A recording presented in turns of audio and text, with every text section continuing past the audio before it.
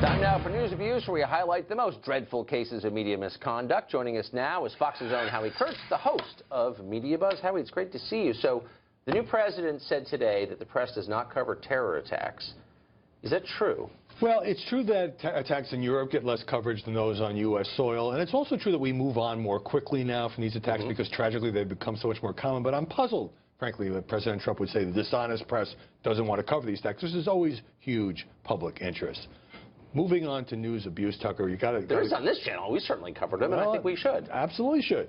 Magazine covers have found a new villain. Let's put a couple of these up. Der Spiegel as President Trump beheading the Statue of Liberty. Lovely. Bloomberg Business Week. It says, insert hastily drafted, legally dubious, economically destabilizing executive order here.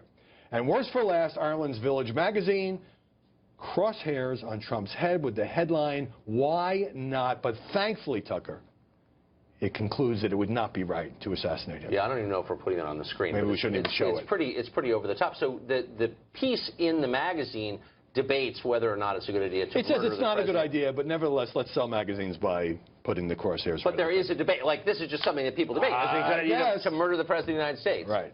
Now, the Washington Post over the weekend backed off an article about Steve Bannon supposedly marching himself over to Homeland Security and telling Secretary John Kelly that he couldn't exempt green card holders from the president's travel ban, and then being on a 2 a.m. conference call. None of that was true. I talked to White House spokesman Sean Spicer, who told me the following.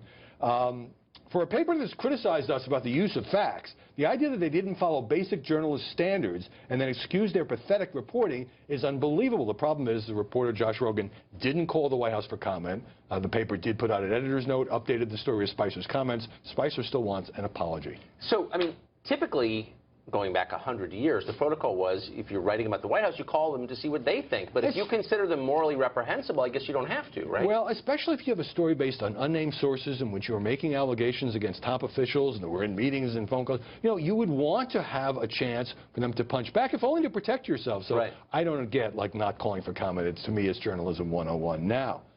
There was a story that made the rounds. The Fox station in Detroit reported this. It was picked up by BuzzFeed, New York Daily News, kind of around the world. An Iraqi refugee in Michigan claimed that his mother died because of Trump's temporary travel ban when he was trying to bring her from Iraq to the U.S. for medical treatment. She died because of him, this man said. Turns out the same Detroit station later discovered that this was completely and totally untrue. It was a hoax. They talked to his imam, who confirmed that the woman had actually passed away at least 5 days before the president's action.